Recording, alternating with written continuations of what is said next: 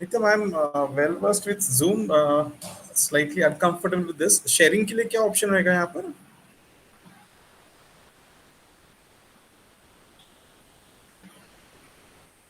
हाँ हाँ हाँ हाँ. Yes. Yeah.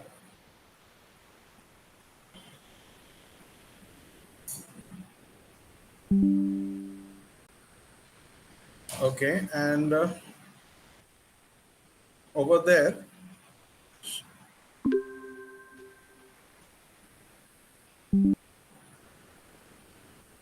Okay.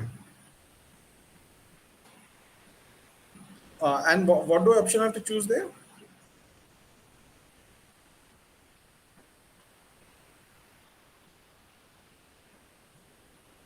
No, no. But what do? Entire screen. Hello, Shravan sir. Hello. So you can share entire screen. So that will be easy. Okay. Full screen option है. उसको उसके ऊपर click करना है क्या? Full full screen.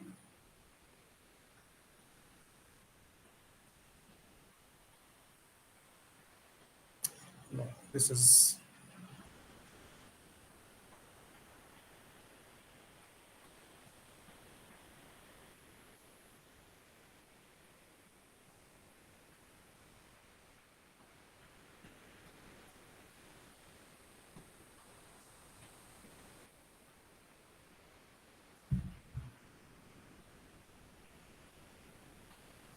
okay. Yeah.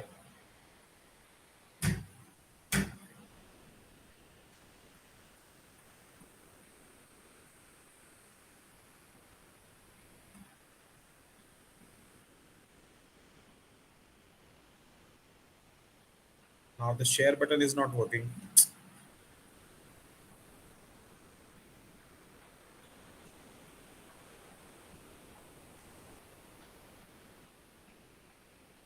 I can't click on the share button.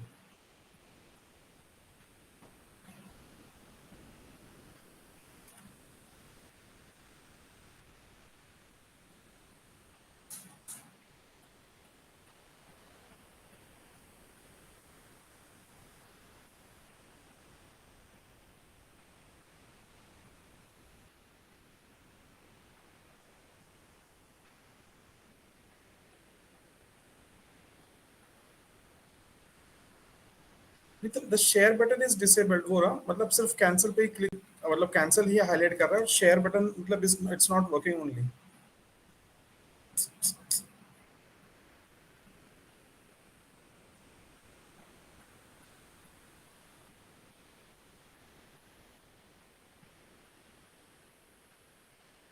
I have to log out.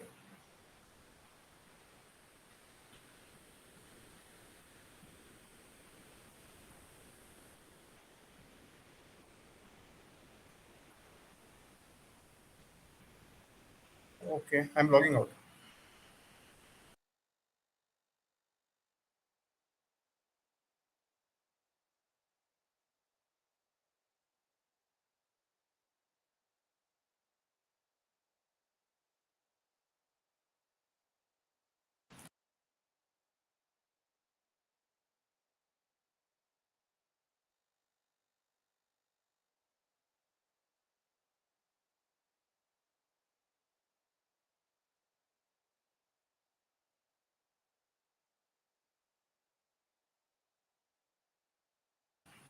Your entire screen, a window, and a tab. I have clicked on your entire screen. Okay.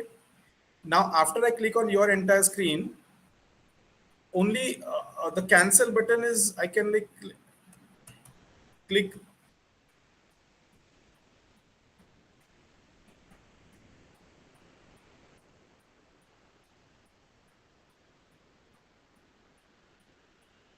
This is better.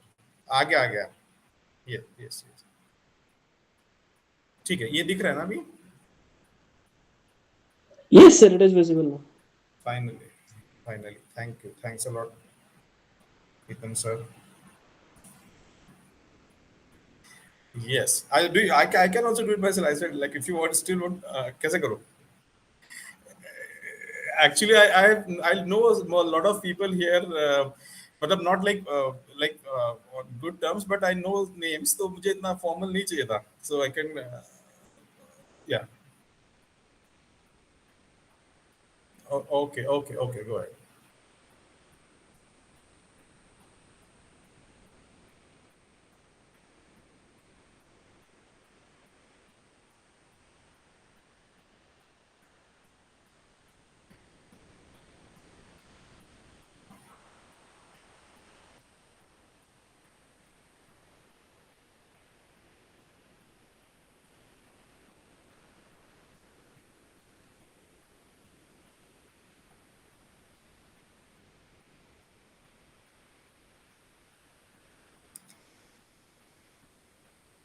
Yeah.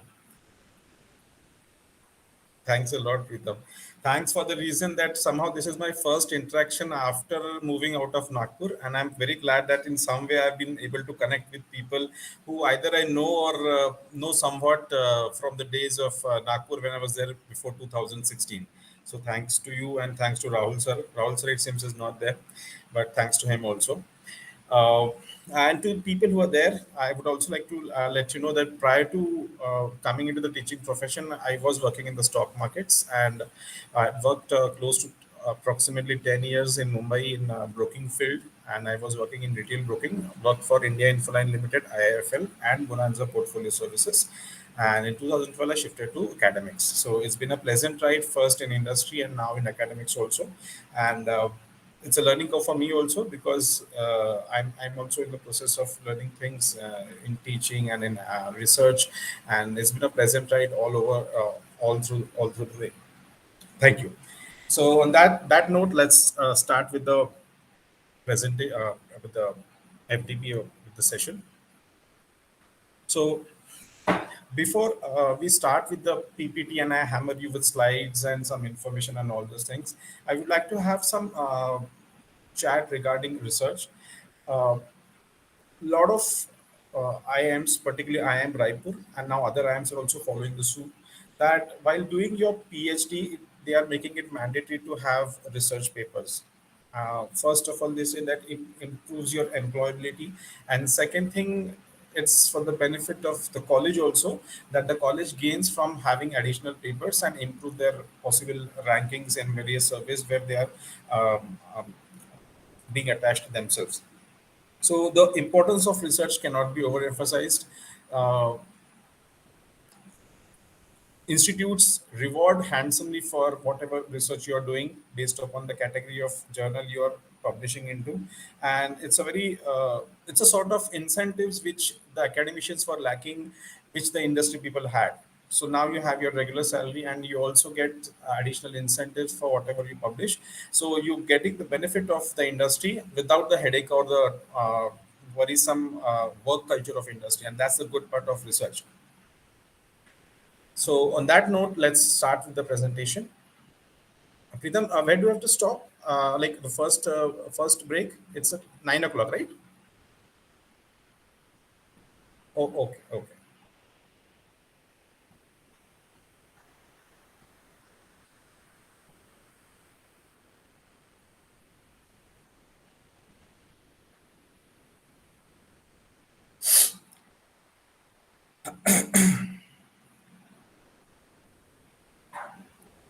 So before uh, to the audience here, I would rather than preaching about research, I have kept it as a sort of an interaction wherein I'll share what I have experienced in my work as a research scholar at IIM Raipur, and what my guide has told me as to what's to be done and what's not to be done to publish in a decent journal, right? So basics of research, I am very much confident that you must studied or you're already aware of. So this interaction or this session, I'm trying to add value in the sense there are certain things which a person may or may not be aware of during the course of publication or doing research. So I intend to give that insights which I have experienced or which my guide has told me would help you or help all of us in getting through a particular journal fast. Okay. And if you I'll also share you the list of entire journals which are there in which we receive, and based upon the category and based upon what your aptitude or whatever your appetite is for publishing, so that you can pick and choose the right sort of journal to publish. Sometimes we punch above the weight, and sometimes we punch below the weight. It means that punching below the weight means sometimes you have created a decent research paper, but for some reasons of limited time, maybe you have some appraisal happening and you want to publish it fast, and the research journal, which is a good one, takes a lot of time. So you compromise and you put your paper in a lower grade journal. Sometimes you overestimate the quality of your paper. This happens with a lot of people. This happened with us scholars also. You believe something you have done is really fantastic. You underestimate that there are a lot of intelligent people in the world, and they're also doing good work, and you put your research papers in a journal which is way above the category of what that paper deserves. Okay, so what we need to know is, we and this comes with experience and time only. I can't say कि, okay, this is this quality of paper. My guided me कि, okay, you put this paper in this particular journal, and as per his experience, vast experience, that journal did respond in a reasonable period of time. So it should not happen that you keep waiting for your journal publication. Journal simply doesn't respond, or one fine day after a huge delay, the journal responds, sorry, we are unable to publish your paper. It's a very heartbreaker for all of us. Okay, so let's start with don'ts of research. Now, I was a professor at Dattamek Institute of Management Studies for close to 4 years, and the tendency which I observed in a lot of people there was trying to replicate a research in different geographical or time setting. Okay, so a certain research was done, say, 10, 15 years ago. Okay, maybe some parameters have changed. This society has evolved. You add a parameter or a variable here or there, and you believe that you have a new research at hand. Second, a particular research has been carried out in US or China. You believe that something like this has not happened in India. I might as well do it. That's a big no-no. If you intend to publish a really decent journal, what you should not do at all is trying to replicate it in a different geographical or time setting. This is a very obvious mistake a lot of researchers do, and this gets desk rejected at the point which is like immediate rejection. They don't even bother to take time to review. So replicating a research in a different setting is a big no-no. Research with a prejudiced mind. Now, this is another thing which I observe, and this is not specific to like my colleagues at DMIMS. This happens with like almost 60 to 80% of researchers. Basically, a researcher is hell bent upon proving something. Okay, so he or she believes that unless and until my alternate hypothesis is proven true, there is no validity, there is no importance to my research. Now, this is absolutely wrong. Integrity of researcher is more important than the inclination to prove the alternate hypothesis. What do we mean by integrity?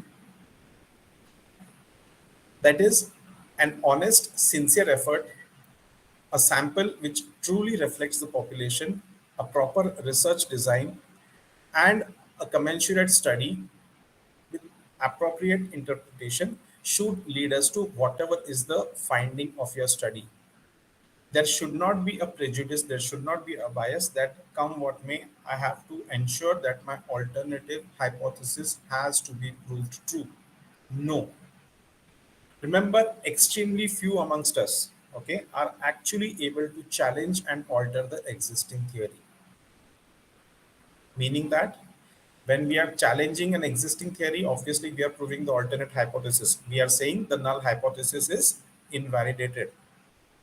That could be due to multiple of reasons. It could be sampling error. It could be uh, wrong methodology. There could be data inaccuracy, which leads us to the validation of alternate hypothesis.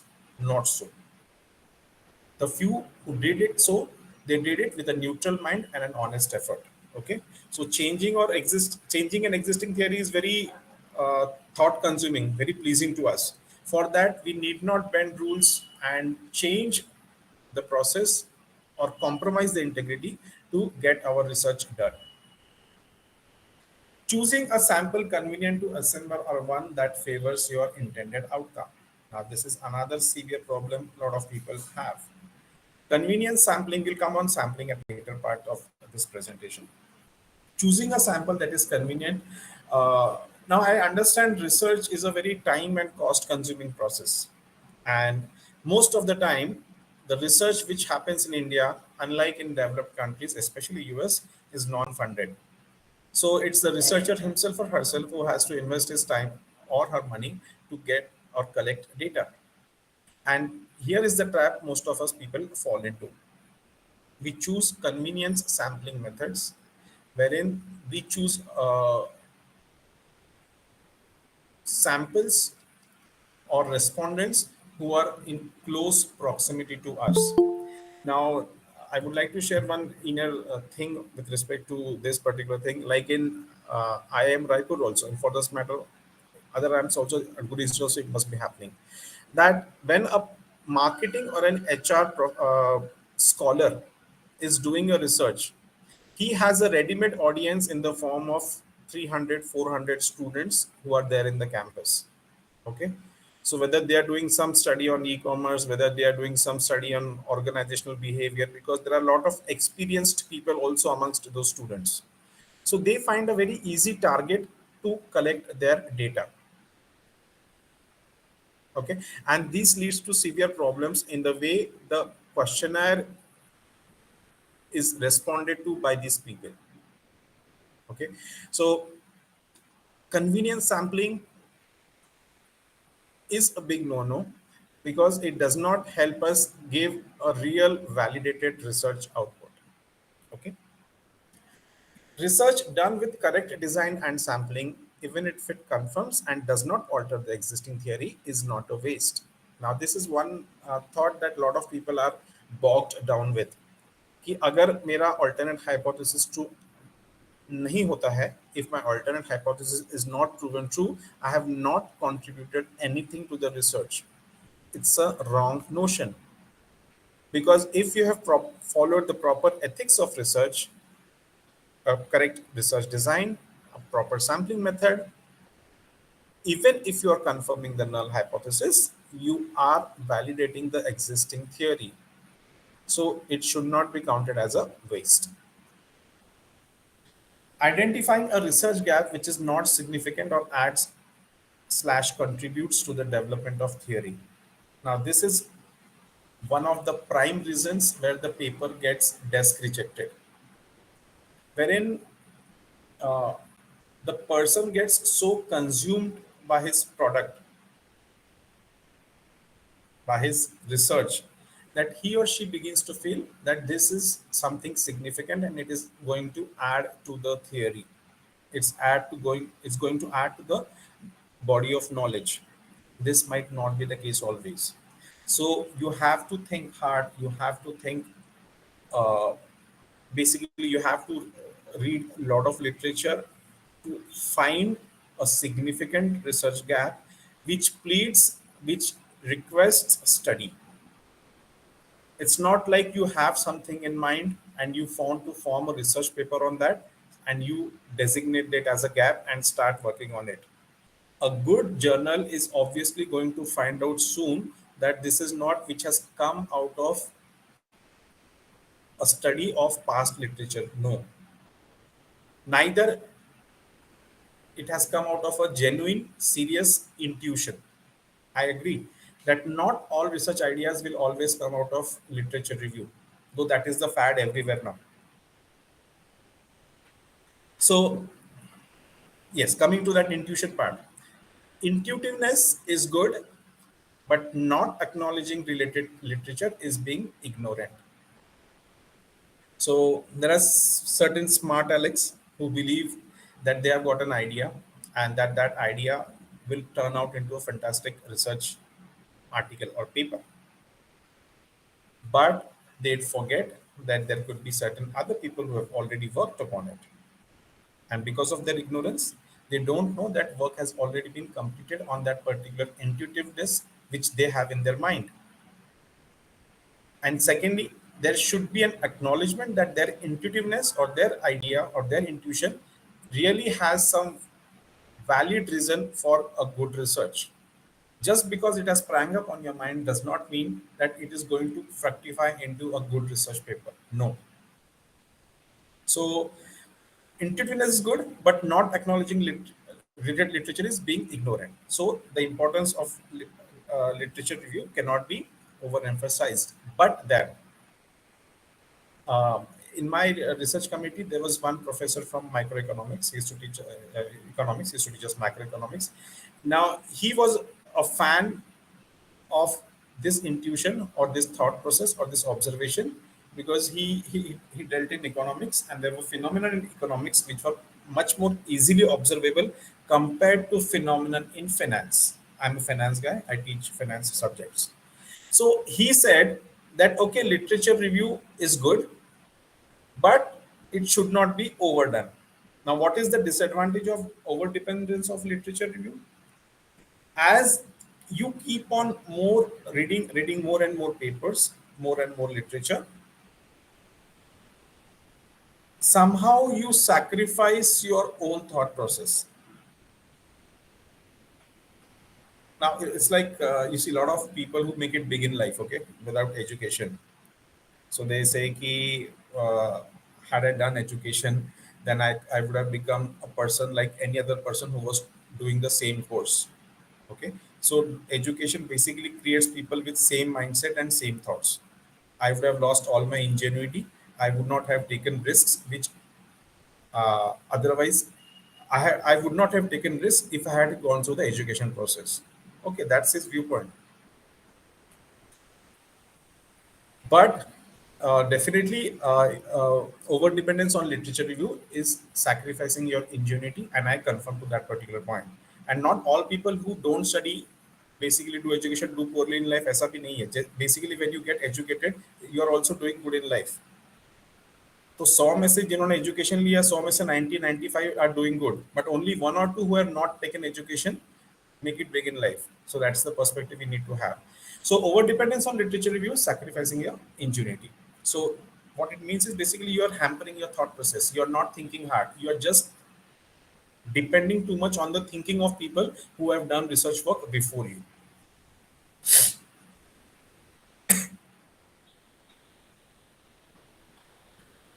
Do's of research.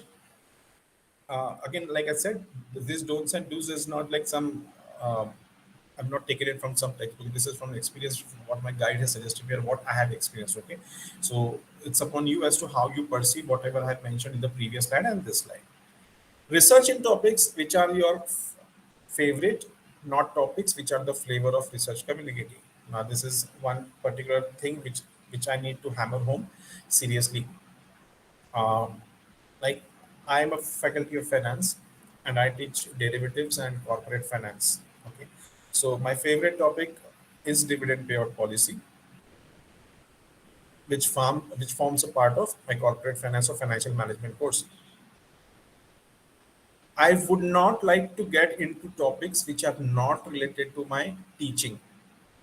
You are burdening yourself with something which is not going to add value to your teaching.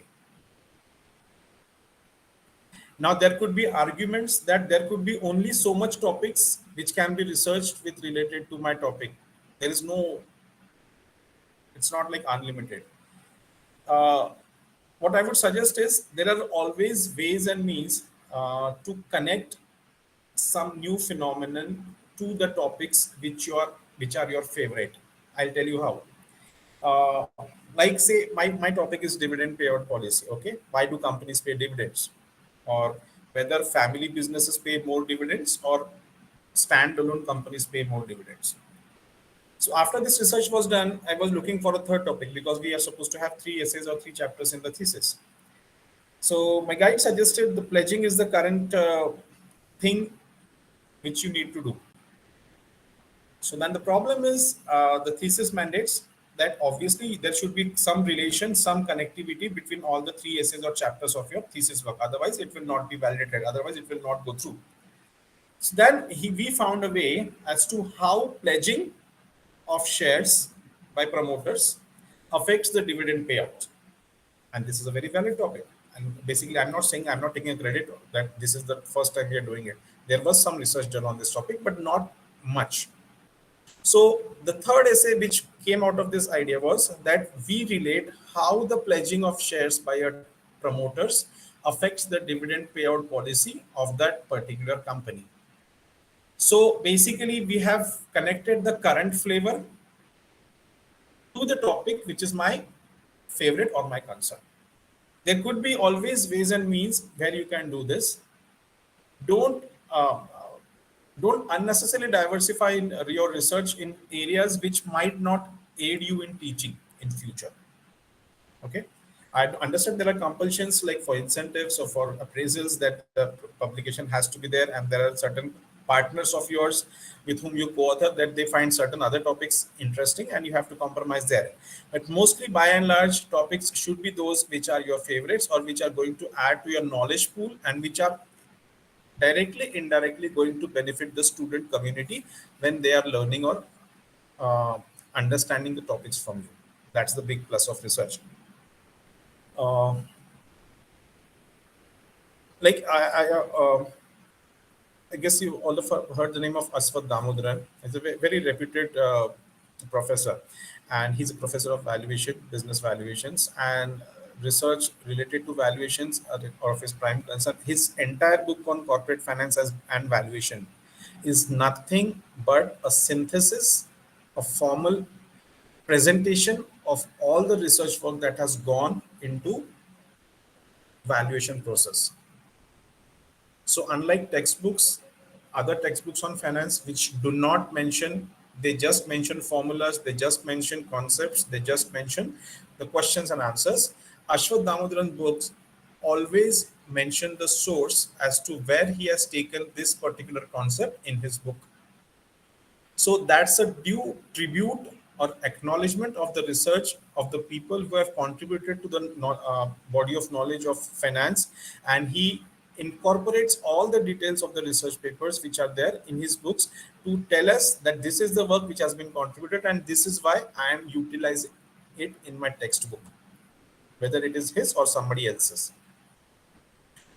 Preferably channelize the research so that it aids you in the subjects you teach. Yes, that's what we have discussed. Focus on unearthing a significant conceptual relationship, a new methodology, or a tool are just aids in proving that relationship. Now, this is another glamour or another fad which a lot of researchers have. A fancy mechanism, a wavelet theory,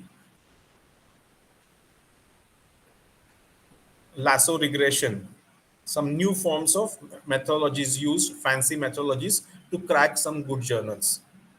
Okay. Now, we need to put things in proper perspective while doing research.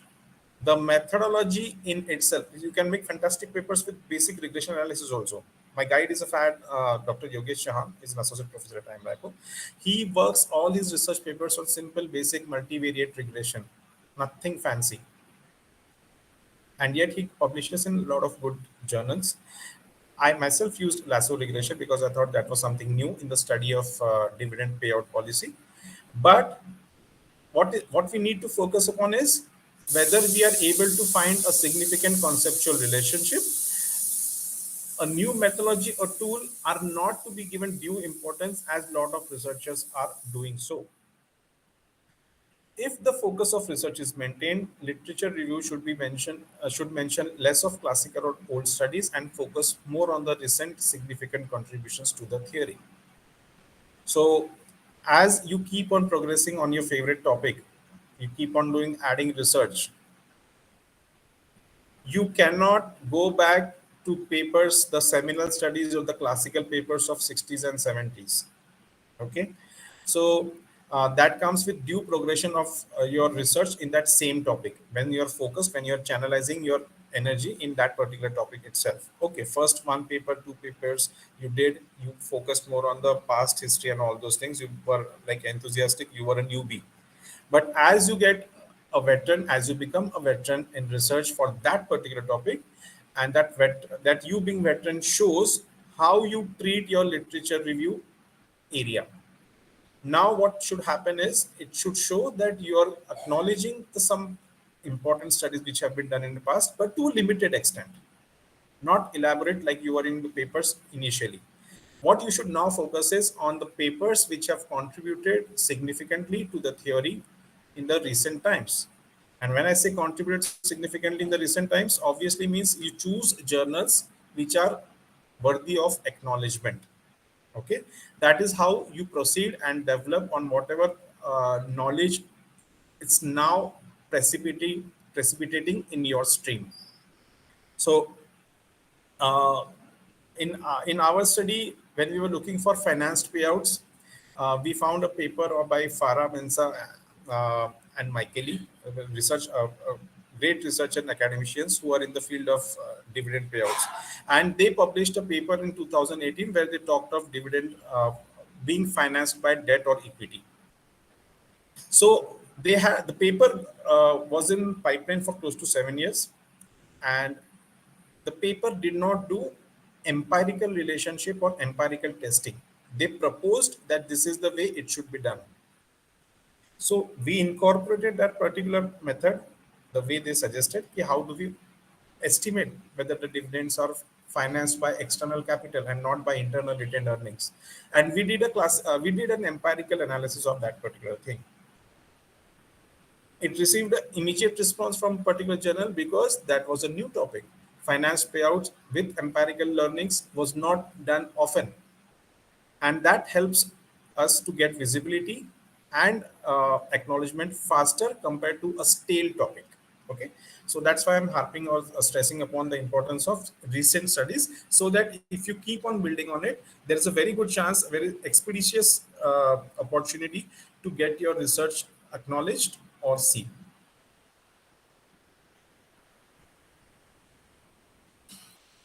So, okay, so this is slightly elementary slides. I'll rush through it.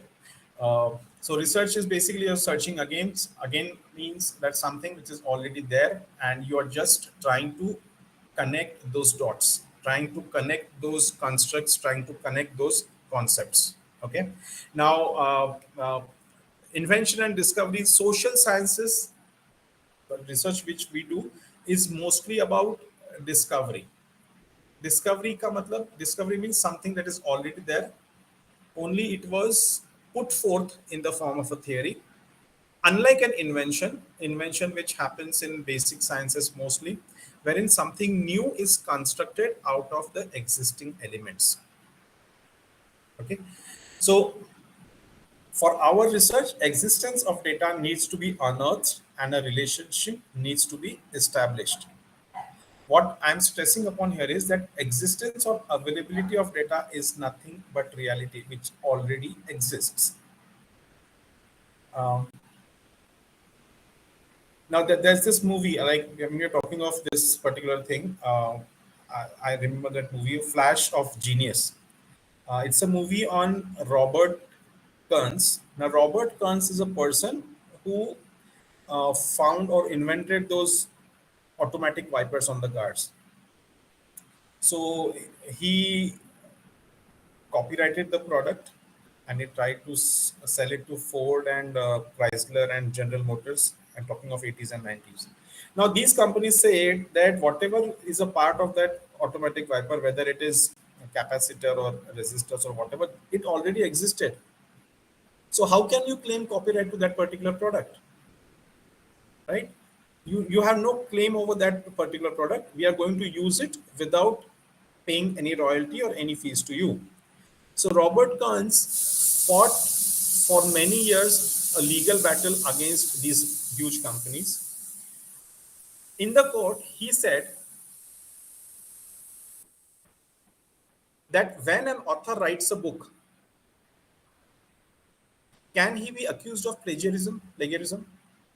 Because he is copying words which are already there in the dictionary. He's not creating any new words. The judge says no, obviously this is not possible because he has constructed those words in a meaningful way so as to entice the audience or the readers to read his book. So that is not something he has copied. Then he says correct that the way these particular parts or instruments were to be attached or uh, integrated to form wipers was not there, even though the parts already existed. It was me who had done this work, and hence I should be credited for the invention or for the creation of this particular product, that is wipers, automatic wipers. So basically, even if there are things which are existing in reality, the way they are combined, whether it is concept or physical things, leads us to either an invention or a discovery.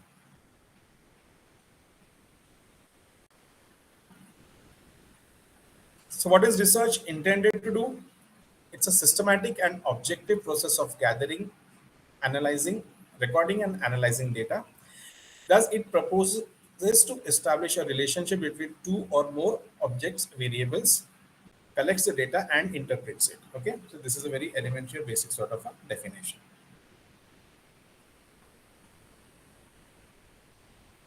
So, research is a medium from reality to theory.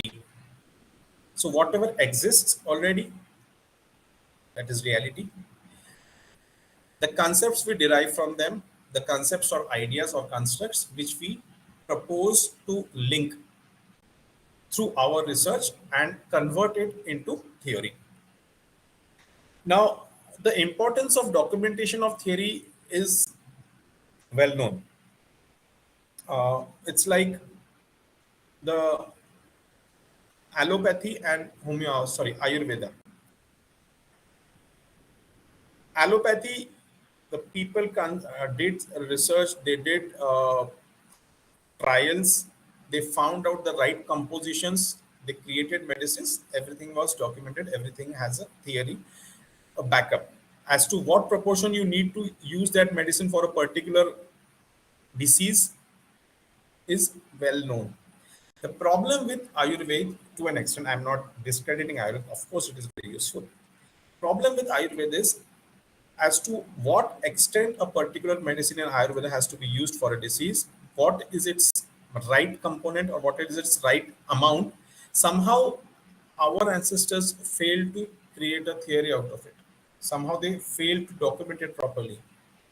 And unless this reality is documented and converted into theory, it has no meaning. Like the aeroplane. Now, aeroplane is credited to the Wright brothers. But then there was a person, I forgot his name, Tarpadi Shivankar or Shiv Tarpadi, some name. He was the person who proposed the principles of flying an object in air around the time when this Wright brothers were also doing the same thing. Somehow he was never acknowledged because he could not convert it into theory or he could not convert it into a tangible product which actually proved his point, which the Wright brothers could do. So proving a proposition, whether it is leading to theory or leading to a formation of a product, is very important. And that is what research is doing for us.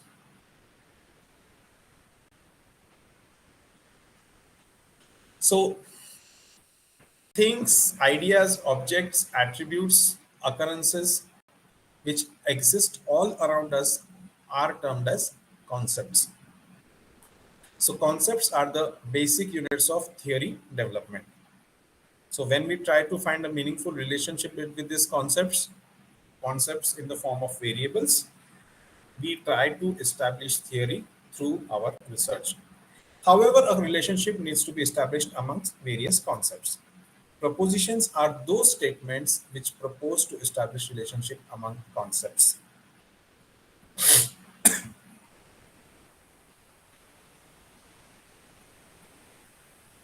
Uh,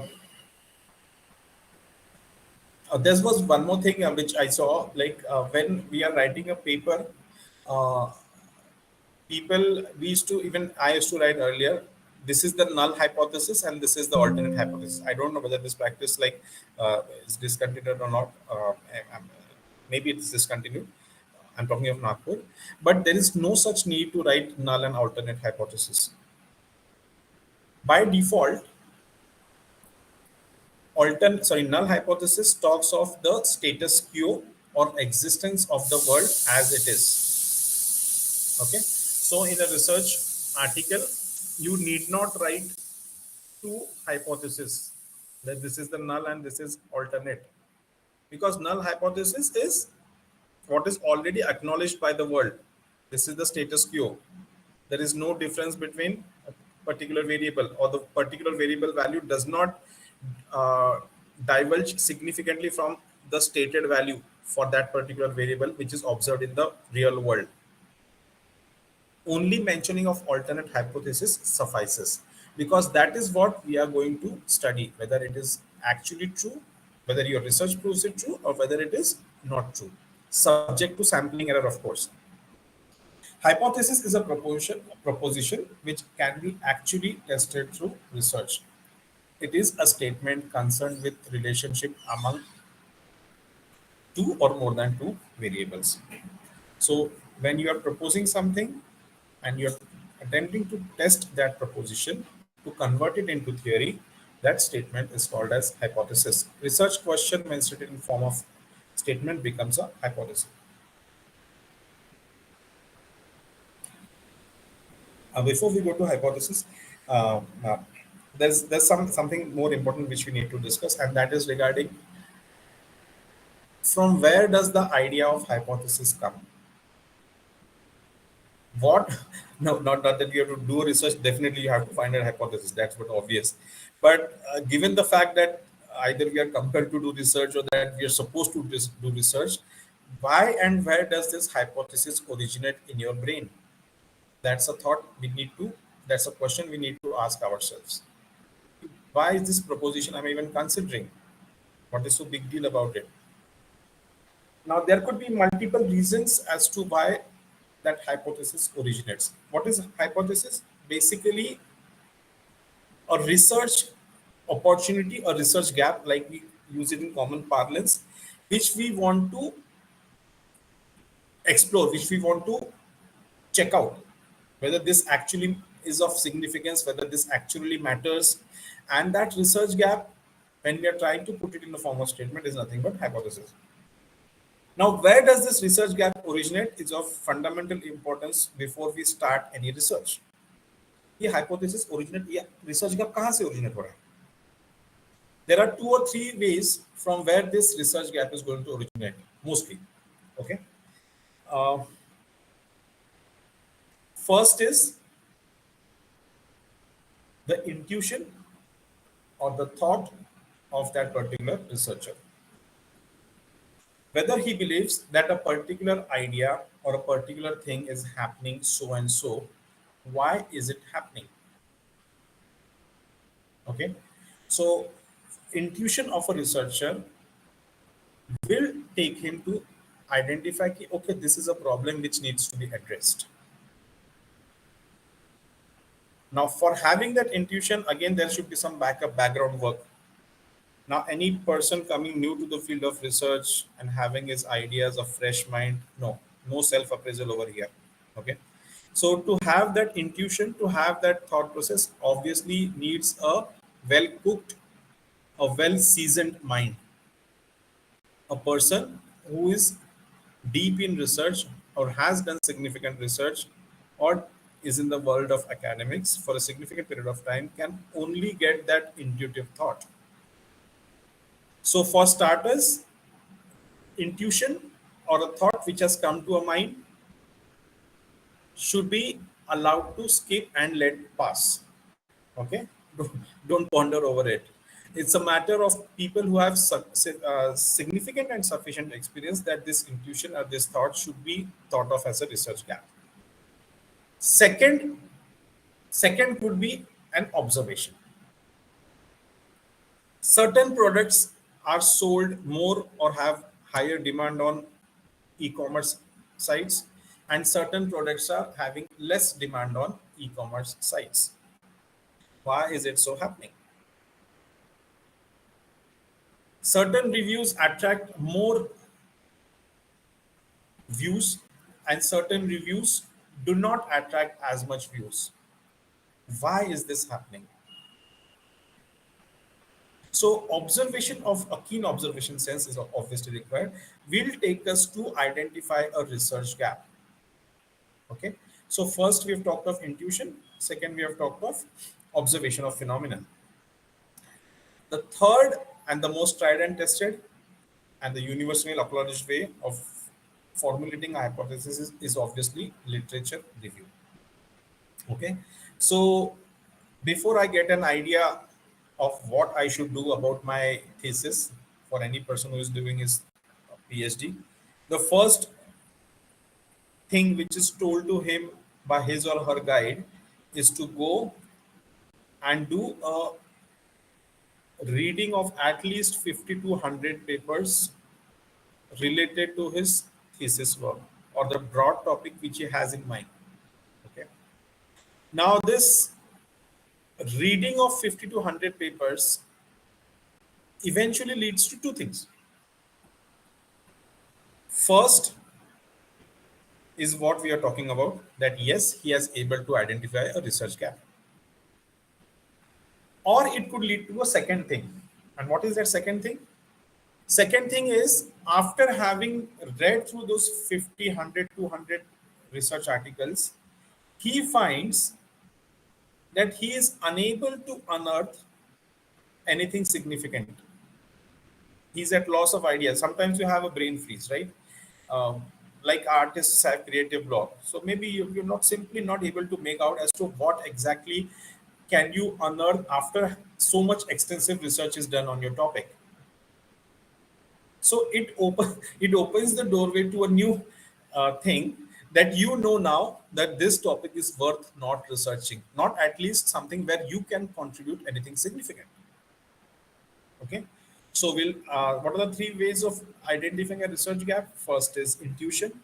For that you need keen insights, experience.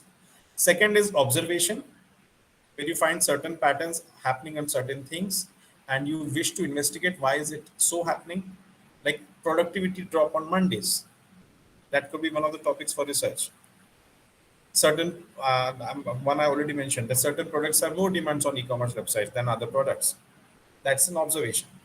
Third is literature review. Literature review will either take you to crystallizing a particular research gap, or second, it will tell you कि no, this study or this work cannot be contributed in any significant way by me. It does not mean that there is nothing to be done.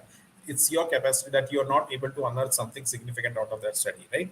And you move on to another topic, another issue where you could find that significant research gap.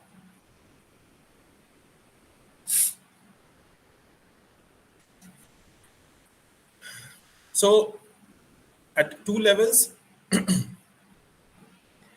do we work on research? One is the abstract level, where something cannot be seen or experienced but only understood. So, concepts are linked to propositions, and propositions are tested, and if validated, get converted into theory. So, basically, mathematical derivations or mathematical relationships or mathematical proofs happen at the abstract level. At empirical level, where something can be seen or experienced, these variables through linked through hypothesis and validated help us understanding the reality or how certain things are happening. What is the uh, intention of certain phenomenon occurring in nature or reality? That is the empirical level.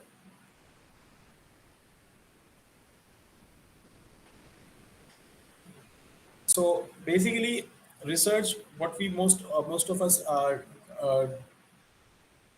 do get into is deductive, wherein we are testing an existing theory, deductive theory. Inductive is something when we are trying to develop a theory by adding new dimensions or new uh, insights to the existing theory.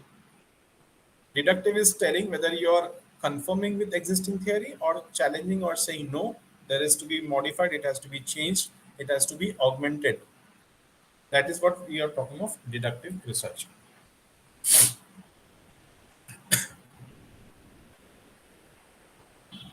Uh, Audience, I would like you to ask one question. I hope the pace is okay. I tend to talk fast sometimes. ये आपको speed ठीक है कि थोड़ा सा slow बोलूँ मैं?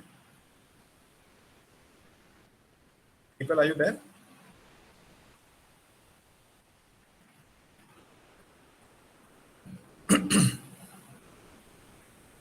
Pritam?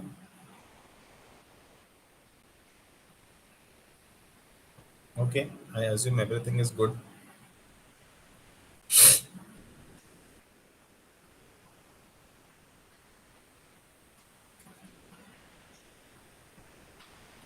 So this is in short the process. So it says what my mark of DMIMS also old mark. Defining a research problem, reviewing the concepts and theory, reviewing previous research findings, based upon that formulate the hypothesis, then create an appropriate research design, including the sample design, and finally the data collection and interpretation.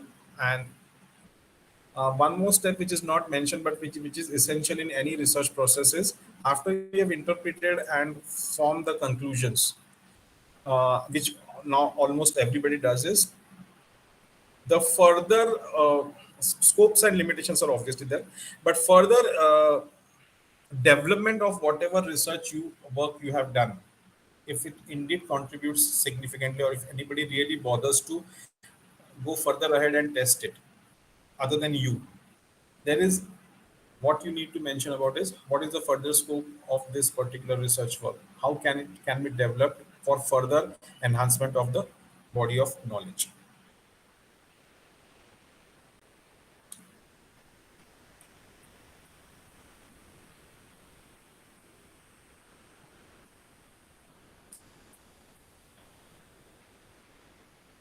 Shall we take a 10-minute break, Ekam sir?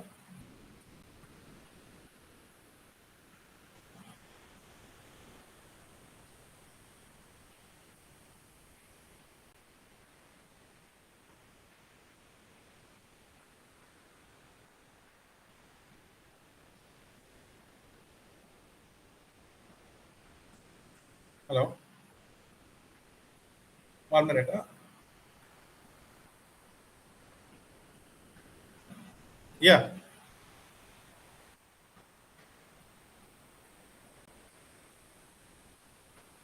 yeah, Pritam, shall we break for 5 to 10 minutes?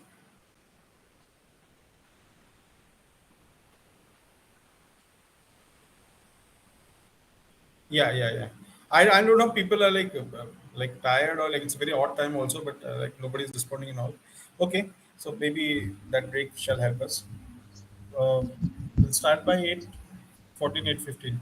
Okay. Yeah.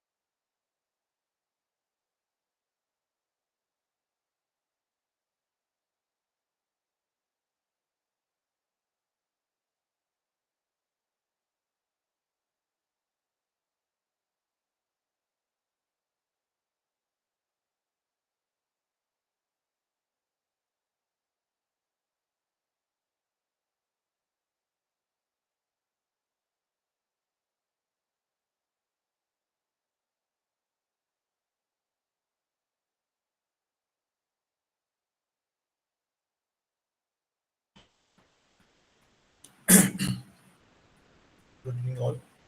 Let's start the session again.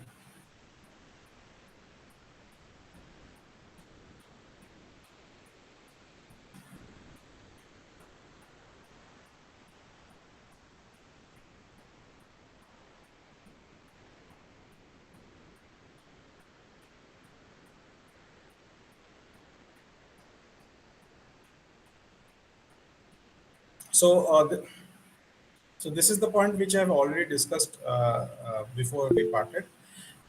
Intuitive thinking, observation of a phenomenon, and existing literature are some of the ways where which help us identify our research gap and start our research work.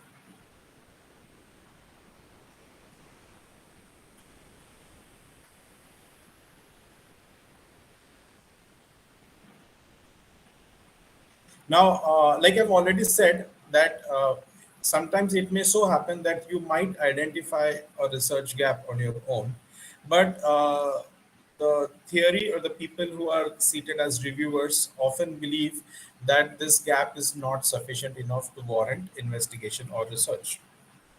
Uh, this could lead to a lot of heartburn because even though you have invested a lot of efforts in finding and creating a research gap, created an article out of it, somehow a person who is sitting there believes that nothing significant contribution is coming out of your study, and that might be a cause of rejection. In that case, two things can happen. First, and the obvious way most of the researchers do is send it to a publication or a research journal, which is maybe of slightly below grade. Okay. If not so,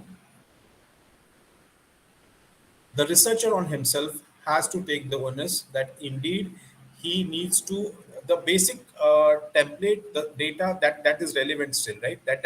Cannot that need not be thrown into the dustbin. What he needs to look back is again go back to the uh, research work, may do some more serious review and find out something more meaningful that can be studied upon so that a journal which is of better reputation can think worthy of publication, which is a obviously a very tedious and cumbersome process. People generally take the easier way out and compromise and send it to lower journals. But then there are, if you really believe in that something good can come out of it because you have got a good data set and something really can be done out of it, then the painful path is that you have to rework and find something more significant, more useful that can be of published in a better journal. Now people seriously, I don't need to discredit Indian researchers, but what happens often is for the heck of publication, okay, for the sake of publication, and there are a lot of people who are publishing left, right, and center. How much of this research actually becomes useful or of value in the real world is a topic of serious debate. Okay, uh, people sitting here, even me, people who are there in good IIMs, better colleges, they're doing serious research, papers, publication, A star, everything is happening. What serious good comes out of it in terms of practical application is the issue. Now, I remember one of the papers, like I don't even wish to put it on a website or something. I had presented in Ramdev Baba College itself.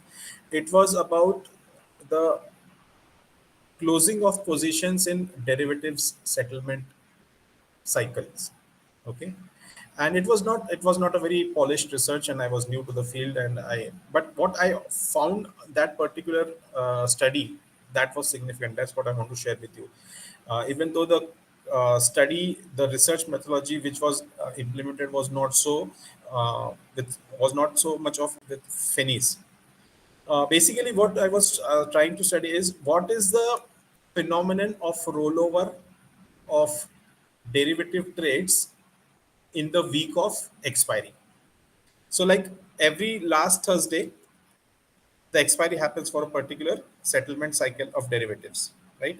So, people who wish to continue their leverage positions through derivatives, might want to take position in the next derivative cycle also. So like we are right now running in November cycle, November expiry comes on 24th of November. That is, let's say 24th or 25th of November, which is last Thursday.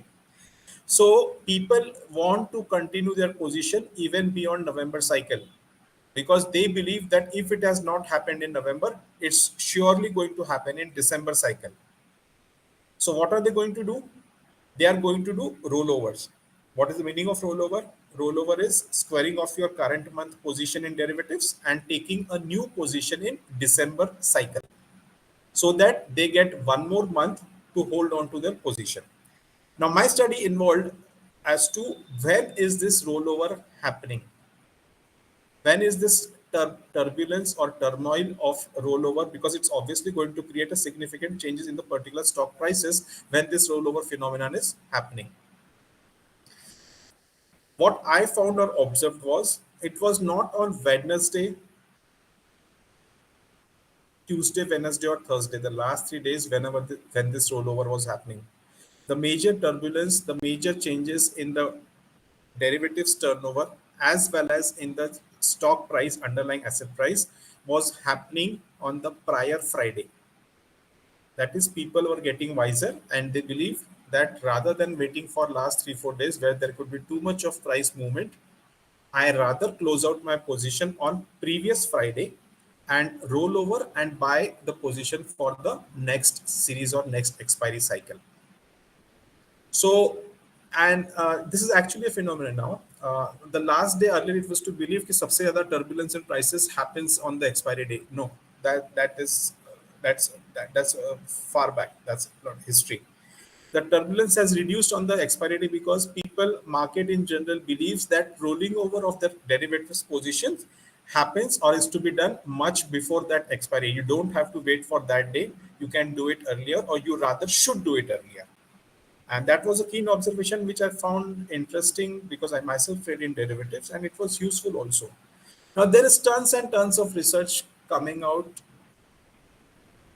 of which how much can we use to trade on derivatives, to trade in fixed income securities, or to do arbitrage. Is there any research? I'm talking from the perspective of finance because obviously I'm from the finance field. There is very less research whether I should do trading at a particular point of time in a day when the prices, when the price gap is less, when the impact cost is less, when the bid ask uh, uh, difference is less, when I'm buying or selling stock. Is there a research for that? It helps me to trade at that particular point of time in a day. No. Yeah, I should do it myself because I'm worried about it. So, research which actually helps you, contributes to you, is the research which we should look forward to or do. Now, obviously, companies employ, companies hire other companies, research companies to do research for them to find the type of people that buy their products, the type of display they should have, the days when the sales are at peak, the shelf display, the website display, portal display. A lot of research is happening because the companies intend to get milk most out of their resources which they are spending. But on an individual level, people like us, how much of our research actually contributes to something meaningful, useful, forget to the entire society, even to us, is something we need to question for ourselves. Okay, there are other compulsions also for doing research. That is also true. Yeah, so hypothesis formation is done. And now we come to something more important, whether it's a statistical versus deterministic relationship. So, does regression lead to a causal relationship? Does causal research actually imply causation? So, up till now, there was this argument between correlation and regression. Correlation just tells us the movement of one variable with respect to other.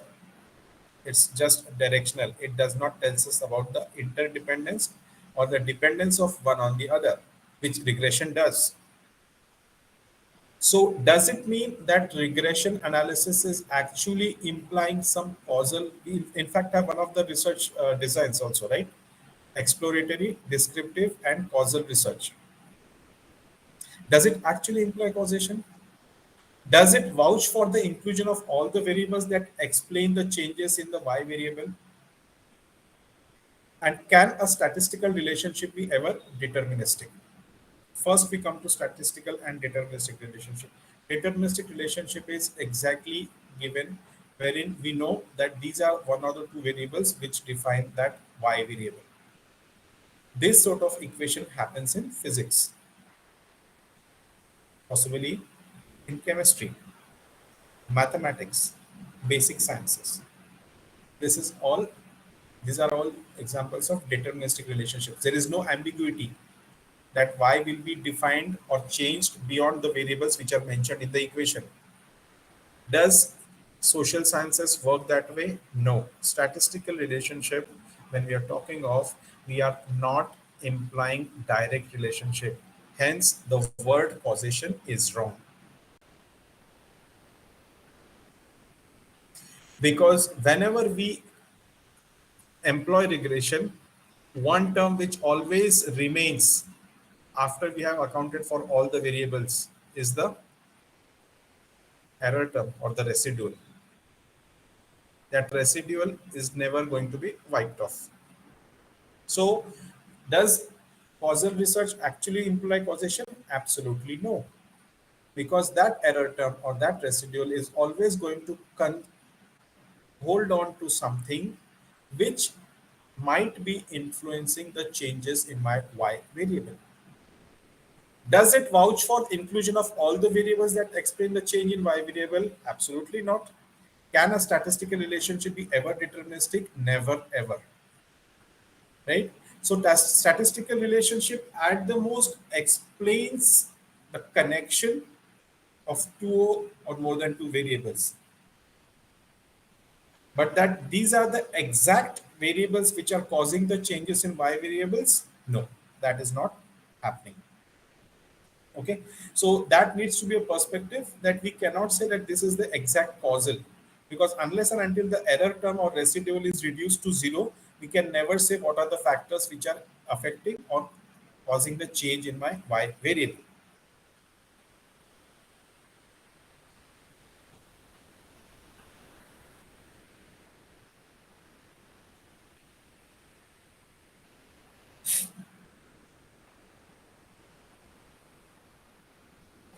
uh, this particular relationship, statistical relationship, I forgot one point. Uh, Whenever we take certain variables as explanatory variables,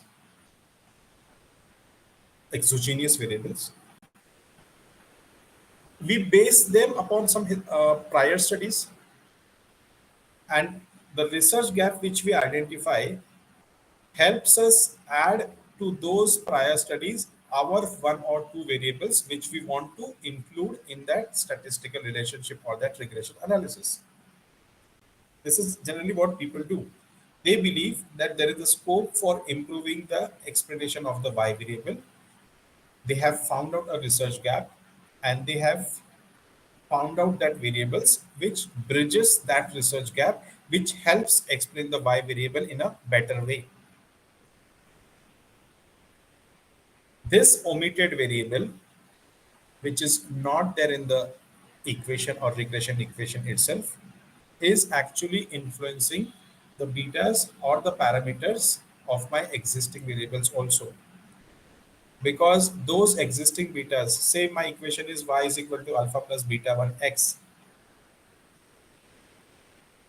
Now the actual equation should be y is equal to alpha plus beta 1 x1 plus beta 2 x2. Okay. Now, by virtue of me not having that x2 variable, which is the omitted variable, the impact of b2, which is my x2 variable, which is non-existent in the regression equation, is vitiating my coefficient of x1, which is the beta 1. And that is why whenever we are doing this regression analysis, the omitted variables, the variables which we have not considered, are always going to create biased variables or biased parameters for my existing explanatory variables. That is, they are going to tend to be away from my actual values of the population. So the more the variables I have, so it can be corrected in a two ways. First is you increase the sample size so that the sample itself starts representing the population. But that still does not correct the entirety of the problem. Because even if you tend towards reaching the population, normality is achieved, the standard errors are reduced, still the problem persists that actually a relationship which has to be established has not been established by you. The omitted variable is still distorting your parameters of the considered variables. Okay, so that is the problem we have whenever we are doing equations without appropriate theory backed up or appropriate thought process in adding a new relevant variable. We are always going to get vitiated parameters for our existing variables. Coming to the types of data, most of the research which happens in non-finance areas, and I'm not saying that is the only sort of data which happens, but mostly is the cross-section data which we come across. That is data collected for one or more variables at a single point of time. In finance, there are three different types, wherein first is the time series data. That is set of observations taken over a period of time. It could be stock prices, it could be GDP, it could be unemployment figures, it could be consumer price inflation index, it could be the index of industrial production. Okay, so in time series, I'm trying to map a set of observations of one parameter against another parameter. So maybe I'm looking for a relationship between GDP and unemployment rate, or my GDP growth, economic growth, and the stock prices. That's very loose translation, but still let's consider that. So where I'm doing this sort of comparison, I need values of observations over a period of time. That is called as the time series data. Second is the pooled data. What is the meaning of pooled data? It is a combination of time series and cross-sectional data. It means multiple variables over a period of time considered is called as pooled data. And finally, fourth is the panel data. Panel data is just like the pool data, but however here the units which we are considering are same consistently in panel data. In pooled data, the units may be different at different time cross sections. Okay, so that is the major difference between pooled data and panel data. That is, we are considering same units for measurement across different times in the panel data analysis. Now, panel data analysis, it's not, I don't want to discuss elaborately, but then panel data, we have to, because it is across different periods of time, we have to consider the fixed effect and the random effect on analysis of panel data. What is the meaning of fixed effect? The fixed effect is beyond the trend effect. Now, trend effect comes when you move across time. So basically what it says is, as with passage of time, a particular value is going to either increase or decrease. That is the trend effect. The fixed effect says that the mean returns of the values observed across time need that mean effect has to be removed from each of these values. That mean is also called as the fixed effect, and the panel data considers values which are divide of that fixed effect by removal of the average or the mean values from each of the values which we have considered in panel data. Fixed effect could be for industry, fixed effect could be for time. So when I do study in Stata, so there is a fixed effect for industry, fixed effect for time, which we need to consider, so that my observations are not distorted, my parameters are not distorted because of these particular phenomena, right? So I need to remove the effects of time. I need to remove the effects of industry. Basically, see, when I'm looking for panel data, there could be that certain companies in certain industries might be having higher values. Now, let's say I'm considering leverage. Okay. Now, leverage for capital goods companies is higher, and leverage for IT companies or service companies is lower. So now, if I'm going to consider all these companies with this particular leverage values, obviously I'm going to get a distorted answer. So what do I do? I estimate the mean value for the industry companies in the capital goods sector, and I deduct that value from each of the observations for capital goods companies. Similarly, I do it for the IT companies. I take the average of all the IT companies, the value, and deduct it from the observed values of IT companies. Similarly, for service companies, I consider the average value and I deduct it from the individual observed values of those IT companies. Then only I would be able to consider the neutral effect or the fixed effects. This we are talking of panel data. Uh, I want to delve some part on sampling also, because sampling is where the major issues or the distortion in our research work happens. For the sampling methods which we should have is probability sampling, wherein we are considering random sampling, systematic sampling. Systematic sampling is when you adopt a systematic method of choosing a particular member or a item from the given sample. Say a fixed number after you have chosen, that would be chosen as the next sampling item for your particular set. That is called as a systematic sampling. Random is absolutely random. You pick and choose any of the items from the given set of population, from the given population. That is random sampling. Stratified refers to I have stratified or divided the uh, data into different layers, and I'm choosing members items from each of the strata. Okay. So suppose I'm looking for the impact of prices, oil prices or petrol prices on different people or different people of strata of the society. I choose people from the higher class, rich peoples, super rich, upper middle class, and so on. That is how I choose people to understand the effect of rising oil prices on different people. Clustered sampling is when I am clustered people according to groups. Whether I'm looking for people from HR department in a company, for a finance department or a marketing department, I'm taking entire clusters for my sampling for my studies. What is happening in real world is this: I'm doing non-probability sampling, and this is creating most of the unwanted, unrequired research. Convenience sampling, the biggest culprit. Whatever is easily available to you, I just mentioned that IIMs people do, not IIMs, the research scholars I'm talking of, they conduct research using the students and the like FPM scholars as the sample, not what other people outside the campus are there, which could give a more realistic view of this population, right? So you are considering convenience sampling.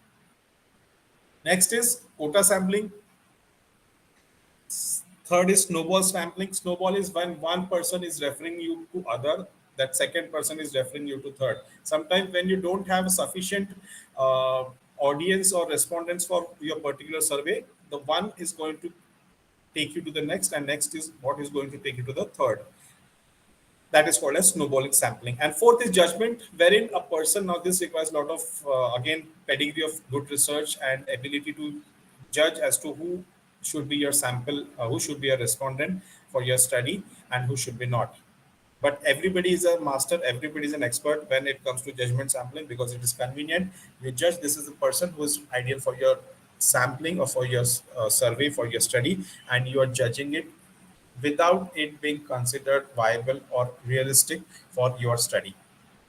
So Sampling errors happen because first, they are not sufficiently representative of of the population, and second, slightly insignificant reason, because it is not big enough to represent your population.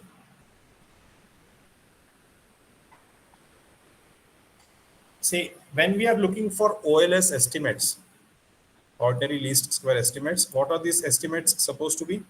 Blue. Best linear unbiased estimates. Best as in one which is having the least of the variance standard error, least.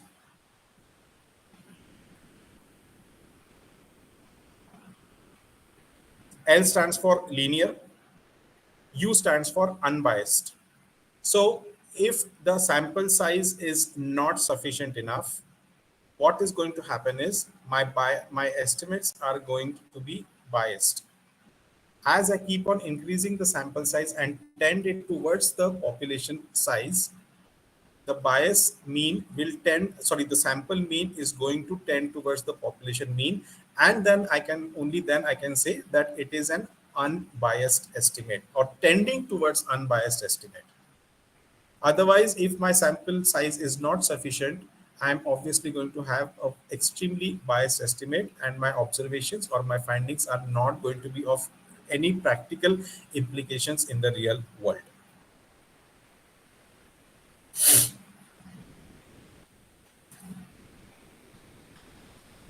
So, finally, we come to obstacles in good research.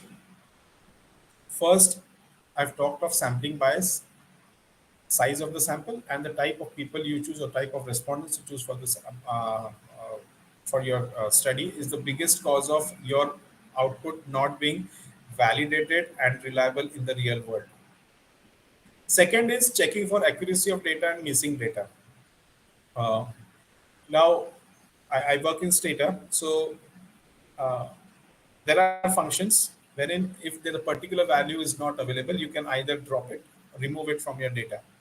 But if dropping or removing that data or that data observation, that data points is going to reduce your data size or data count, then you better replace it with valid data by appropriate methods, because you don't want to dilute the quantity of your observations. So missing data or inaccurate data is a real cause of your output not being what it should be otherwise. Now the third part is very essential and important, like most of the researchers do not give much thought to it, is endogeneity problem. What's the meaning of endogeneity? Let's try to first understand that. Endogeneity, see, when we are considering a relationship y is equal to a or alpha plus beta x, we are assuming that x is an exogenous variable and y is the endogenous variable. Endogeneity exists when there could be a relationship where the y is also affecting the x, also called as reverse causality. Now, why does endogeneity problem arise? Endogeneity problem arise because my error term, which should be neutral to my y variable, is showing a significant relationship or trend with respect to the y variable. I'll explain it again. When my error or residual is showing a pattern with respect to my y variables, it means that endogeneity exists. And this endogeneity needs to be addressed, otherwise, my output is always going to be contentious. Now, most of the people who do research, like I'll talk of myself also. Uh, like before I'm talking of 2015-16, prior to getting into FPM, we never ever encountered or thought of endogeneity. So what was happening was, okay, this is a y variable and this is my x variable, and this is I need to connect to a regression. Flaws galore, problems galore.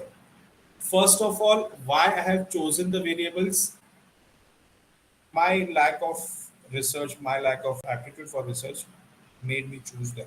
Okay, again, I thought my intuition is good. That's not the case. You need a solid reason, theory backing, or literature review to see that this is particular variable warrants inclusion in that relationship. Second, whether after having included all the variables, is there that residual anyway linked with my y variable? I never used to test that. I never used to test it for endogeneity. Endogeneity arises, like I said, because of reverse causality, that x affecting y affecting x.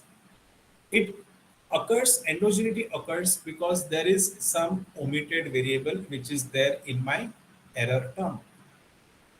And unless and until I extract that term, which is linked with my y variable, but not with the error, I am not going to be free of the problem of endogeneity. So how do I get endogeneity? There are methods, two-stage least square methods, three-stage least square methods, wherein I try to, that is a work which we need to do, that if endogeneity test suggests that endogeneity exists, there are tests for finding out that. I need to unearth a variable called as instrumentation variable.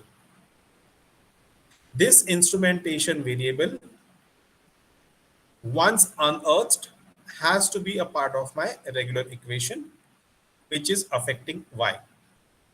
And once this instrumentation variable is included in my regression equation, whatever is the balanced residuals, that should be random without any trend with respect to my y variable. Only then can we ensure that endogeneity problem has been taken care of.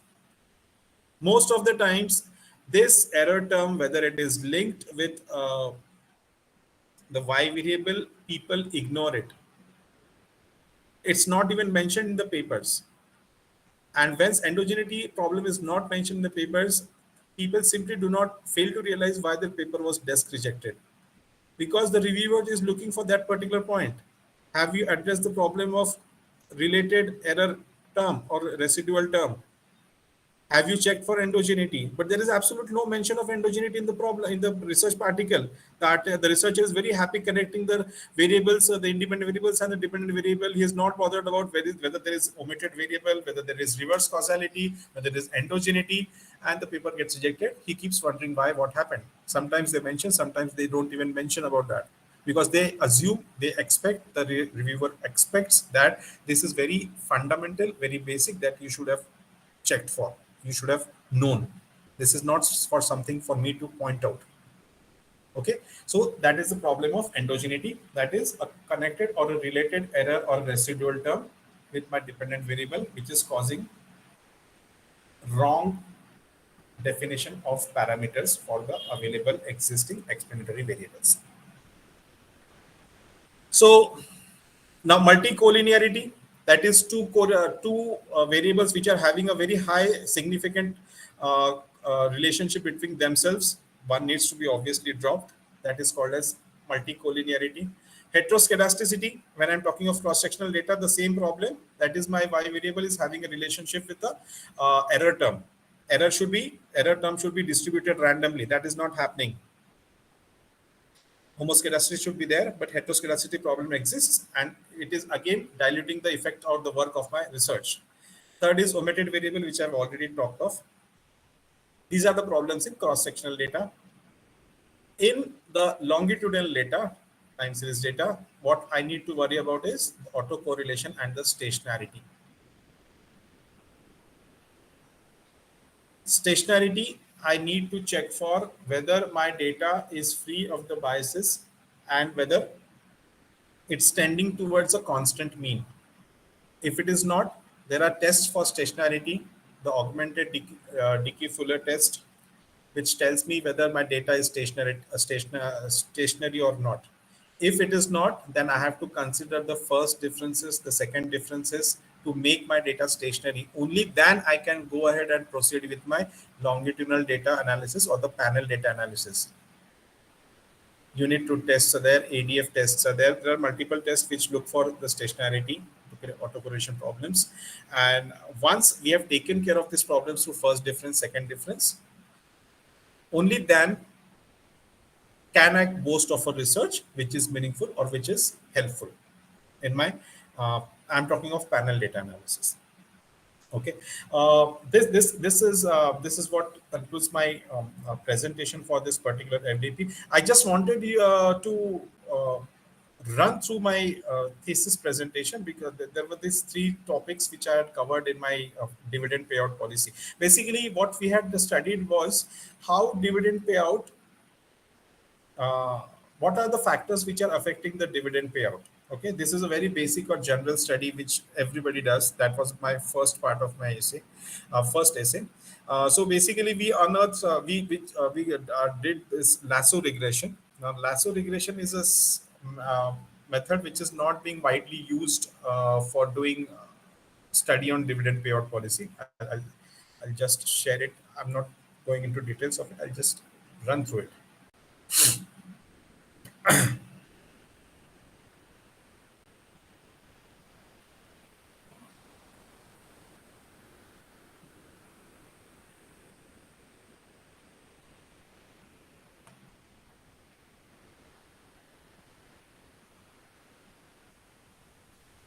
So, how do the companies take decision on dividends? This is a flow chart for that particular thing as to how the cash flow from operation comes to equity holders, whether the company wants to reinvest, whether it has surplus cash. If that surplus cash is there, then it either goes for dividend and or it goes for share buyback. People regarding this a very interesting phenomenon which has happened in last 3 to 4 years. In America, what has happened is post 2000, what they have observed is companies are more keen on going for share buyback compared to dividends. Now, there are one or two reasons, good reasons for this. First, dividend is an obligation which is every year. Okay. But share buybacks is something which company is not obliged to do every year. Second advantage of share buyback, which is for investors, is they get a handsome return on share buybacks compared to dividends. Third advantage is dividends attract huge taxations, while share buyback at some point of time they were not even attracting any capital gains tax, but now they have a capital gains tax in India. But then still it is lower than the dividend because dividend is now taxed at your tax as per your tax slab rates. So there are multiple reasons that companies have shifted from paying dividends to share buybacks. Into India, after I think it was 2016 or 17 when the government introduced this abolition of dividend distribution tax, which was flat 15%. And they said that now the dividend will be taxed at the rate of your income tax slabs. The companies, because Indian companies are mostly, there is a concentrated ownership in the hands of promoters, family-owned businesses a lot in India. So they thought that rather paying huge amount as tax on dividends, let's distribute the cash in the form of share buyback. So share buyback has increased from 2016-17 onwards. Though it is the majority of IT companies which are doing the buyback, it's like TCS, Infosys, not the other companies, but more of IT companies. Then what government did was they observed that, okay, the companies have shifted from paying dividends to share buyback. They started taxing share buyback also. So now you have capital gains tax to be paid on the share buyback. Investors making profit, there is a certain percentage of tax, 15% or 20% fixed on your capital gains through share buyback. So now dividend is also taxable, which is more because of income tax slabs. Even share buyback, which was earlier tax-free, is now taxed, though at a lower extent than compared to dividends. What do the companies do with their surplus money? Companies are tending to go for unrelated diversification or acquisition of companies which might not add value to the firm or investors in the future. This is the side effect of this particular government decision, which might affect companies in the near future. Okay, the study which I done over here, first was the factors which we looked for, which are affecting the dividend payouts. So all the prior research, we started from Lintner. That was the first paper which said that dividends are not a residual but a priority. That companies prioritize dividend payout and not like after they have taken care of reinvestment or other needs and whatever is remaining or residual that we are paying. He said no, it is the other way around. Companies say dividends पहले बाद में आपका investment आएगा. As to why this is important is because dividends not paid creates a negative perception about companies in the minds of investors. In India, companies do not mind to cut dividends because majority of the stock is held by the promoters themselves. So they care two hoots about whether the investors think positive or negative about them cutting their dividends. Though now they are becoming slightly more responsible compared to earlier times. First study was dividend determinants in concentrated ownership firms. By the way, our median ownership, the companies which I had taken over here, surprisingly high figure. The median ownership of promoters was 50.5 or 50.8%, which is very, very high. In US, this figure comes around 20 to 25, even lesser percentage, though percentage ownership of promoters. In India, it is very concentrated ownership, absolutely. And post the literature review, uh, this is like the number of firms considered and the firm year observations. Now, obviously, all the companies are not going to pay dividends in all those 18 years. So the criteria which we need to mention this criteria, people, as to how many, what is the criteria for selection of your companies. That, okay, out of the 18 years, I have considered companies which have paid minimum 9 years of dividend in that 18-year period. Only those are retained. Because not every company is going to pay dividend in all the years. So we have to segregate the data so that it becomes a meaningful data. And instead of regular regression, I have considered lasso regression. Lasso regression is something wherein, unlike OLS, which will consider all the terms, lasso regression penalizes certain parameters of lower value and drops them out of the equation. Okay. So after dropping out other parameters, these 15 or 16 variables remained into the equation. So unlike OLS, which might include everything, lasso regression has the benefit that it will drop out certain variables which have very low parameter value. I'm not saying insignificant, low parameters values. Least absolute shrinkage and selection operator. That is the extension of lasso. This particular study had not been employed in dividend payout policy, and I thought I should employ it, and that's why I went ahead and did this particular method of regression. It's a variant of regression itself. This is all the methods, multiple methods. There are 4 or 5 types of regression, which in lasso regression, out of which you have to choose any one method. So I've taken the output for each of them. These are all the variables which affect dividend payout: PAT, growth, beta, whether the owner is himself the CMD, if he's not, age as an age of the company, excess leverage, capex, cash cow, tax, return volatility, all those size, institutional holding. These are the parameters which were considered for dividend payout. All these parameters have been taken from past study.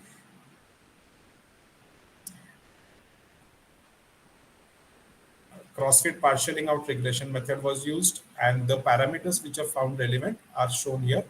Out of the chosen parameters, 18, 19, these 8 or 9 were found to be significant or relevant.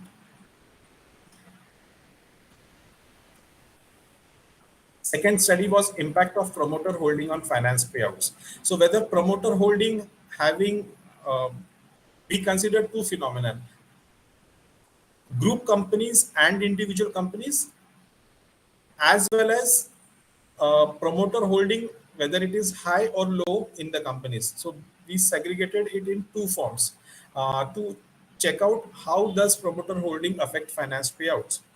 Now, what is the meaning of finance payout? Basically, companies are expected to give dividends out of their retained earnings. Is there a binding on that company to do so? No. The only binding is that company should be in the profit in a particular year to give dividends. But that does not stop company from availing external capital to pay out dividends. That is called as a financed payout. So what it means is basically I have funds, I have operating cash flows, I'm generating profits, I'm not making losses. But still, companies to fund their reinvestment or projects as well as to maintain the level of dividends they were maintaining earlier, they are now borrowing capital to fund those dividends. And it is not illegal, it is not wrong, it is within the statutes. That is called as a financed payout. Company which is availing external capital to give dividends is financed payout. So these are some of the sources which are generally given for used for dividend payouts and literature review. Now this is the paper which was there 2018, Farah Mensa, Michael and Schmalz, where they talked of declining operating cash flows, market timing, basically market timing as in when the company wants to alter its capital structure, or basically they want to uh, change the capital structure. They are availing finance there through debt or through equity. So that is the market timing. They believe that now it is good time to get capital through equity. So I'm taking equity capital and financing my dividends. Now is the time when the debt is at low cost of capital. So I'm taking debt to finance my dividends. So market timing relates to the availability of cheap capital at that point of time. And first and foremost is the managing the capital structure through finance payouts. So, to study the role of promoter holding in finance payout, study the effect of group affiliation on financed payout. So, first we looked at how strong the concentration of ownership is, and second, whether the group affiliation or standalone company that is making any difference on this phenomenon of getting external capital to finance my dividend payout. Tobit regression was used because obviously the dividend payout ratio or the finance dividend payout will have a lower limit of 0 and upper limit of 1. So logic and profit regression was not required. In the paper, I had initially done it with the ratio itself, the normal regression, panel leader regression, but then they said, no, the reviewer said that topic regression has to be used because values are not varying from minus to plus. It is stopping at 0. Topic regression considers only those regression values which are starting from 0 and the upper limit is 1. For other, basically it's a truncated regression. If you have other values which are below 0, then there is probit and logit regression which has to be used. Then the definition of variables, how the debt finance payout is given. I'll move straight to the findings. So basically what they said is, as you can see, the promoter holding, where DFP stands for my debt finance payout and EFP stands for my equity finance payout. So as you can see, where the promoter holding is low and where the promoter holding is high, the mean values are 42.94% for high promoter holding and 44.28% for low promoter holding. It is not significant. However, for equity finance payout, it is significantly different. So when the promoter holding is high, the equity finance payout is lower, and where the promoter holding is lower, equity finance payout is higher. So basically, wherever there is concentration of ownership or where the ownership is high, that promoter is not willing to finance the payouts through equity. So it is the companies which are like possibly new companies, possibly growth companies, companies which have lower promoter holding, they are willing to risk equity finance payouts. They are not so much worried about diluting their ownership. Okay. As for debt finance payout, it is not significantly different. 44.28%, 42.94%, it is equal. Similarly, for business group and standalone firms, the figures were not significantly different for debt finance payout, but it was significantly different for equity finance payout. Group companies were reluctant to finance through equity, while as standalone firms, possibly because of lack of choice or uh, they were not so much under the pressure of board of a group company, were willing to go for equity finance payout. They were willing to risk more.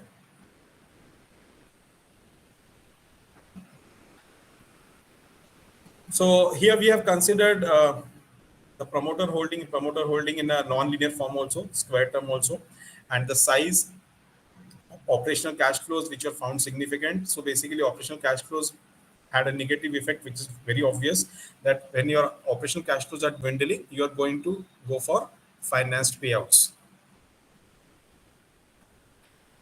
Additional leverage, so companies which are already leveraged were willing to pile on the leverage through debt financed payout. So these are the factors which are influencing the promoter holding negative operational cash flows and size and additional leverage, which affect industry effects and year effects were considered. I talked of those fixed effects earlier in my presentation. So promoter holding had a positive influence on finance payout, and influence is non-linear. That is, higher holding leads to reduced finance payout. So basically, as holding increases, companies become more conservative of their control. Promoters become more conservative about their holding, and they are willing to risk less, either through debt or through equity. Larger firms have higher propensity for finance payout, obviously because they have more assets, more reputation, easy accessibility to capital. Hence, they have more propensity. And growth firms, whether standalone or group firms, are likely to raise debt as preferred source of financed payout. And finally, the third study is whether we are promoter share pledging is impacting my dividend payout. This I had talked of in my presentation that this is a new phenomenon. Like pledging is something which was utilized for other variables or other conceptual relationships. We have tried to incorporate the effect of pledging with the dividend payout. And this was a important phenomenon because something like Vijay Mallya and some other promoters had done this to pledge their shares and take dividends and get the money out of the system. Basically, pledging में क्या हो रहा है? आपने अपने shares pledge कर दिए and you are showing higher profits or higher manipulated earnings. There are multiple ways to do so. And because of manipulated earnings, you give out higher dividends. Now, who is the beneficiary of those dividends? The promoters themselves who are in distress. So they are siphoning out the money out of the system, knowing possibly knowing fully well that they have no intention to improve the condition of the company in the future. So through higher dividends, they are siphoning out funds and they have no intention to release their shares which are there pledged with the bank because they know they are not going to do anything good. And this is one of the ways that through finance payouts or through dividend payouts, they are getting money out of the system without the gullible investors knowing about the intentions. uh, this is the methods of how the pledge works, or this is not so related. So yeah, earnings manipulation, the one thing I just talked of. Cash flows, how are the cash flows after pledge creation, whether company is committed to improve them or company is already ulterior or sinister motives of sinking the company.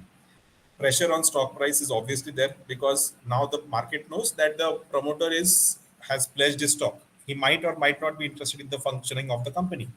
And next is loss of control, because if those pledged shares are not recovered or not taken back by the promoter is going to lose interest, or promoter is going to lose control of the company. So the literature review, a lot of Chinese literature has been reviewed or has been developed in this particular pledging phenomenon, the recent times. And propensity score matching method was used to eliminate selection bias and estimate the effect of treatment on the treated group. So, treatment group is the one where the pledging has happened, and control is one where the treatment has not happened. And propensity score matching methods uh, is used. Now, propensity score matching method is a method used to compare two set of like treatment and control group which are the closest to each other. Okay, uh, caliper method is there, multiple methods of there, wherein I am trying to bring the two treatment and control group companies as close to possible in terms of their matching parameters. They should not be differing huge in the other aspects, whether it is size, whether it is operational cash flows. They should be closest to each other. Only then will this study have any impact. and that is called the propensity score matching. Companies in the treatment and control group which are close to each other in uh, control parameters.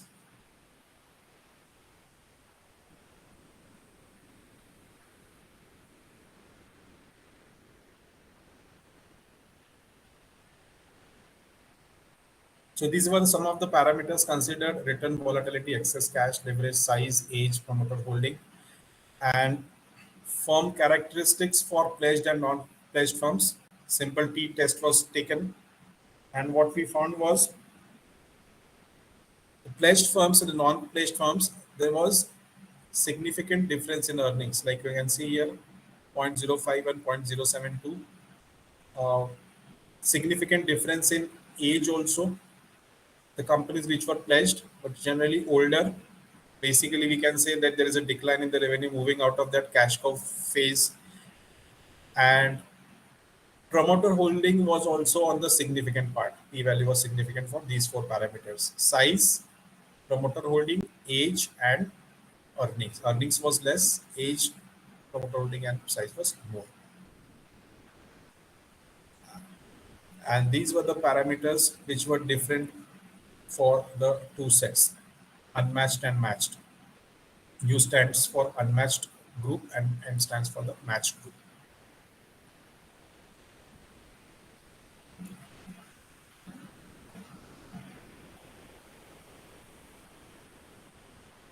So average treatment effect on the treated was significantly different from the control group.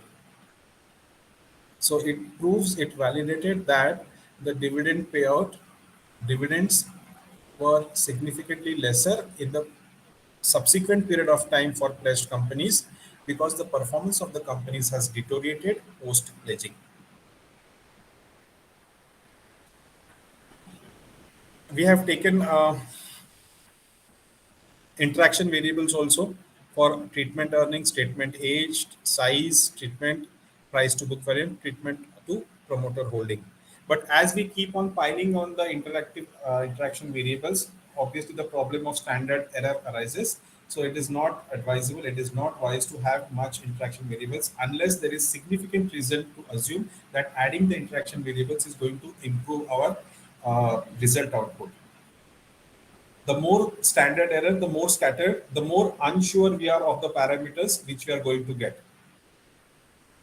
So conclusion is pledging has an overall negative effect on the dividend payout.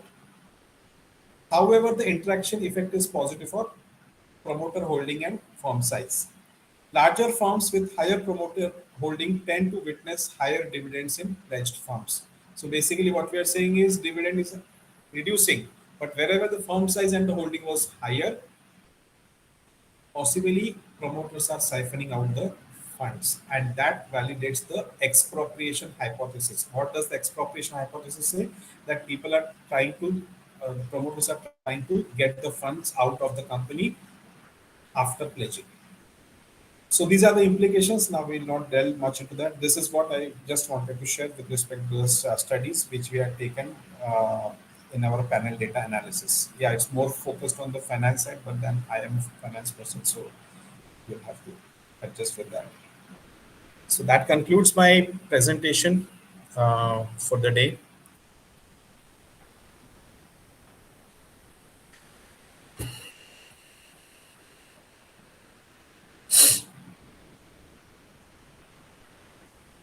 Hello.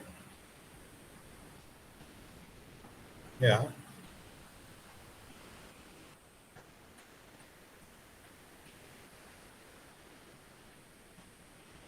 Chatbots.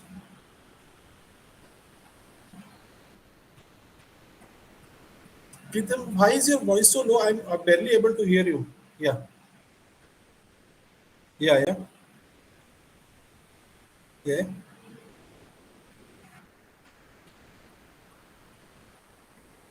Huh?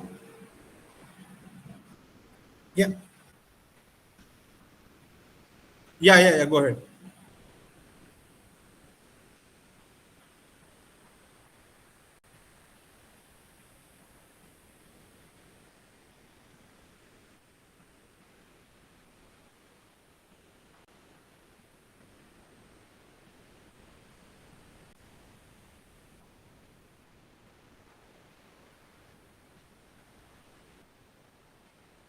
Yeah. So what I'm trying to say, tell here is the larger the size of the company and larger the promoter holding, there is a tendency to increase or siphon out the funds or expropriation. But overall, if these factors are ignored, what is happening is with the pledging of shares, the company's performance is going down or operation cash flows are going down.